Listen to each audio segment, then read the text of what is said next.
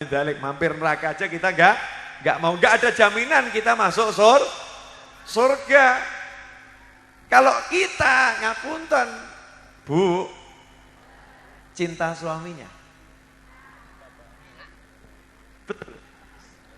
Betul Bu, cinta. Ini yang ibu yang mana, yang anak yang mana nih? Bu, cinta suaminya. Cinta suami, betul, gak bohong, dikasih ilernya suami mau?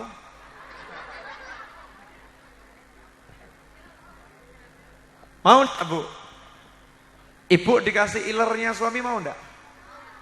Enggak mau. Dikasih umbelnya suami? Enggak mau. Dikasih dahaknya suami? Enggak mau. Berarti cintamu? Kalau ibu sama anaknya cinta atau enggak cinta? Cinta. Dikasih umbelnya anak mau kan Bu? Kalau anak lagi hidungnya mampet, enggak bisa napas, ibu sedot kan?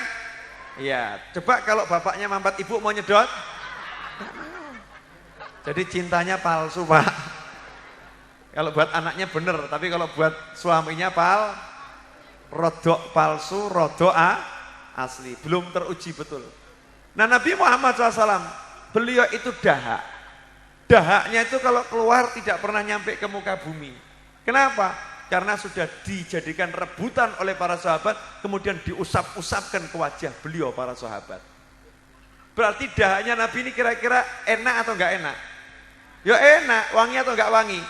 Ya wangi. Lah kalau manusia dahaknya wangi, itu kira-kira manusia atau bukan manusia? Lah masa menungso kok dahaknya kok wangi, itu ya enggak ada. Bu, cinta suaminya. Bu, did you love your husband? Yes. Cinta suaminya Bu? Betul? Betul? Benar Bu? Nanya ya Bu ya. Kalau ibu dikasih keringatnya suami mau tidak? Alah, mau. Pak, terus kono badek ambumu. Suami dari sawah atau berkebun atau kerja apapun badannya berkeringat, istri mengatakan mampu. Betul enggak? Begitu pula istri masak di dapur keringat bau terasi, ya Bu ya. Nanya boleh Bu? Ibu punya pakaian yang bagus? Punya. Punya minyak wangi? Punya benges? Punya bedak? Dipakainya kapan?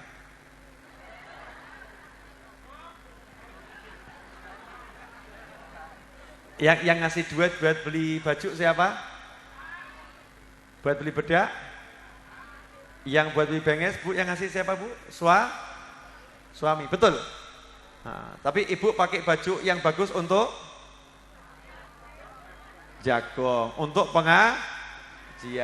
Pakai parfum juga untuk jagong, untuk pengajian. Nah suami dikasih aroma terasi, balsem, nasib ya Pak ya. Padahal itu yang bayar juga suami, tapi yang gak enak-enak dikasihkan suami. Loh suami atau istri keringet ini aromanya apa? Aromanya gak enak. Nah kalau Kanjeng Nabi Muhammad SAW keringetnya itu dikumpulkan oleh sahabat, ditaruh di botol, dijadikan parfum. Manusia kok keringetnya wangi, jadi minyak wangi. Ada enggak kira-kira manusia seperti itu? Ya gak ada. Nabi Muhammad SAW itu manusianya. Lah kalau ada orang bilang Nabi itu manusia biasa, biasanya tuh di mana? Loh keringetnya aja wangi kok. Di mana biasanya? Tidak ada satupun dari tubuh Nabi yang biasa. Memang Nabi manusia, tapi beliau luar biasa. Jelas ya? Nah ini bulan Maulid saya sisipkan ini saja cukup. Ceramahnya enggak itu. Oh. Iya. Bu, Kalau ada orang bilang muji-muji Nabi itu kon cuman, itu ya kebangetan. Saya nanya sama ibu, boleh ibu? Ibu kok dipuji-puji suami suka enggak? Walaupun dibohongi suka? Bu, mbok jenengan jawab serempak gitu loh ya. Kenapa saya nanya terus Pak ya? Karena ibu-ibu ini bakat ngantuk. Jadi saya ajak ngomong terus, bakat ngantuk. Bu, dipuji suami suka? Dirayu suami suka? Dibohongi suami? Enggak mau. Jadi ibu pengen suaminya jujur.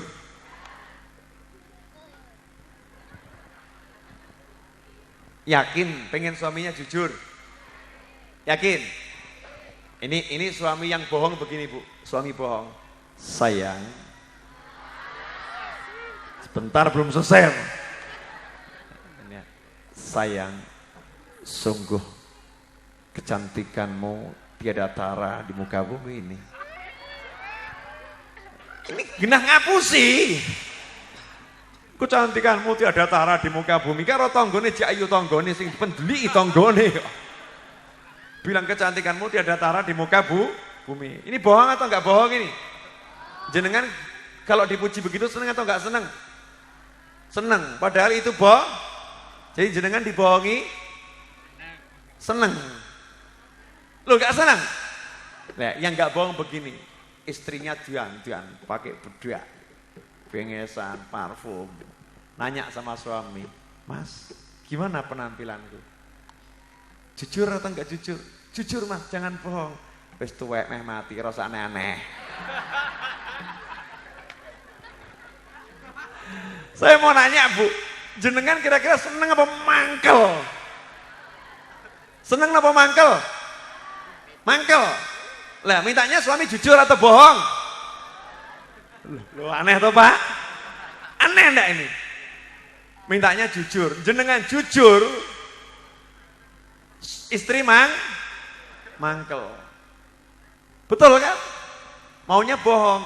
Gimana Mas penampilanku? Ayu pol. Ayu pol. Disambung sih di dalam hati, delok nganggo sedotan teko Jakarta. Kalau mati nggak usah dikeluarkan ya Pak ya. Pokoknya ayu pol. Pengesnya pas pol. Pokoknya nggak mau ruwet, semua serba pol, kendang lungo gitu ya Pak ya. Ini suami nggak jujur, bohong, sebetulnya bengesnya nggak pol. Long kulitnya ireng kok bengesnya wabang pol. Kan nggak cocok ini. Pas pol, padahal nggak cocok. Tapi demi menyenangkan hati istri, suami ini tidak jujur. Suami tidak jujur. Ya, dapat pahala enggak? Dapat pahala. Jangan dikatakan muji-muji istri. Allah mau muji istri. Muji istri itu bukan bukan cuman. Justru wanita itu yang dicari itu. Ya Bu ya. Kalau ibu diajak ngobrol sama suami, dipuji-puji suami, ayem enggak hatinya? Ayam, tapi duwe wong lanang meneng tok dimasake 3 tahun ya ora tau komentar, ngucap enak ya ora tau, blableb terus lunga. Kinten-kinten menungso napa jin niku. Jadi suami 3 tahun nikah dimasakkan macam-macam cuman lab enggak pernah komentar. Itu kan rasanya tidak menjadi wanita ya Bu ya. Ki bojoku piye? Coba kalau suaminya dimasakkan, "Penak ya Bu, Masya Allah sayur asemnya jangan asem mugi penak Bu, aku mangan jangan asem yang jadi orang kaya gawinanmu enak iki Bu, masakanmu iki pol enaknya." Kira-kira senang enggak Bu? Senang kan? Senang. Ini kalau ada orang ngomong Allah mau muji-muji, itu enggak mung, ini justru yang inti yang dicari oleh seorang istri, menyenangkan hatinya, itu pahalanya luar biasa. Jadi muji-muji itu bukan mung, memang itu justru intinya. Ketika kita muji-muji Kanjeng Nabi ya bukan mung muji-muji, justru orang yang cinta itu mengungkapkan dengan pujian. Jadi kalau kita cinta pada Kanjeng Nabi, kita muji-muji Nabi itu ibadah, itu zikrullah. Karena muji Kanjeng Nabi itu perintahnya Allah. Jadi kalau insan kita muji Nabi, kita lagi taat kepada Allah. Ada orang yang mungkin ini, "Wes, ora usah sholawatan. Weh becik maca Al-Qur'an." Wah, gaya ya. Luwih becik maca Al-Qur'an timbang sholawatan. Maca Al-Qur'an sing akeh genah ganjarane. Nok sholawatan hurung genah. Nah, terus saya mau nanya, sebetulnya dia baca Al-Qur'an atau tidak toh? Ya maca. Nah, ayat iki kira-kira diwaca apa ora? Innallaha wa malaikatahu yusalluna 'alan nabi.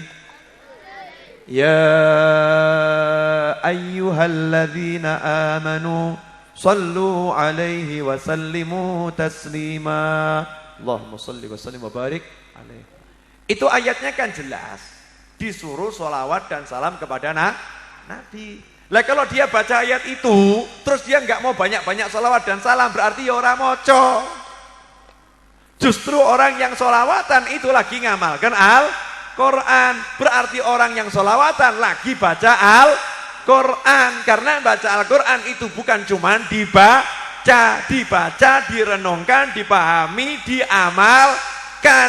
Jadi kalau kita mengamalkan sholawatan, berarti kita sedang mengamalkan Al-Quran. Mana mungkin mengamalkan Al-Quran itu kok bisa tidak lebih baik daripada membaca Al-Quran. Lah awakmu mung maca, aku wis tak amalno. Paham? Paham enggak? Jadi orang yang baca sholawat berarti mengamalkan Al-Quran. Mengamalkan itu lebih utama daripada sekedar membaca. Nah, emangnya kita-kita ini di rumah nggak baca Al-Quran? Alhamdulillah, sholawatan yo jalan, ngaji yo jalan. Bahkan para kiai itu ya seminggu sekali khatam Al-Quran, sebulan sekali khatam Al-Quran. Bahkan ya hafal Al-Quran. Al-Quran yo hafal, diwaca iya, sholawatan yo akeh. Kok bisa dikatakan lebih baik baca Al-Quran? Kalau kamu bilang lebih baik baca Al-Quran ketimbang sholawatan, maka saya katakan kepada dirimu, luwih becik awakmu maca Al-Quran timbang ngobrol karo bojomu. Luwih becik awakmu maca Al-Quran timbang awakmu iki ngomong karo menungso. Luwih becik awakmu maca Al-Quran timbang awakmu maca Quran. Luwih becik awakmu maca Al-Quran timbang blonjo neng pasar. Mesti jawab, oh nggak bisa, kan ngomong dengan suami ibadah. Jadi kalau ngomong dengan suami ibadah, jadi nggak baca Al-Quran nggak apa-apa, karena ngomong dengan suami ibadah. Tapi kalau kita mau baca sholawat nggak boleh, lebih baik baca Al-Quran. Sebab sholawatan itu bukan ibadah, begitu. Ibu-ibu paham maksudnya? Bapak-bapak paham? Udah, itu cuman mukadimah ya. Sekarang saya mau ceramah, boleh? Siapa yang pengen duitnya tambah banyak, sugih, barokah, umurnya dawa, sehat walafiat, angkat tangan.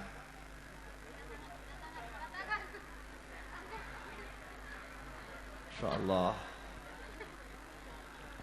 Kabeh ya? Yakin? Yakin? Yakin? Pilih sugih napa nglarat? Sugih. Kira-kira jadi orang kaya itu enak atau enggak enak? Jadi orang kaya itu enak atau enggak enak? Enak. Sudah pernah merasakan? Lo kok tahu? Sawangane wang sinawang. Tadi ada satu hal. Jadi orang kaya itu belum tentu enak. Boleh saya kasih contoh ya Pak. Jenengan berangkat haji atau umroh. Kalau sangunya banyak, tas kopernya gede, mesti nanti masuk Mekah itu ruwet. Betul enggak? Ruwet enggak ruwet? Ruwet, meriksanya sangatlah lama. Kenapa?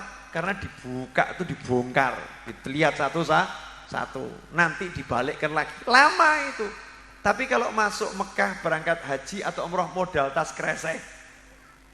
Saya mau nanya, ini masuknya cepat atau lama?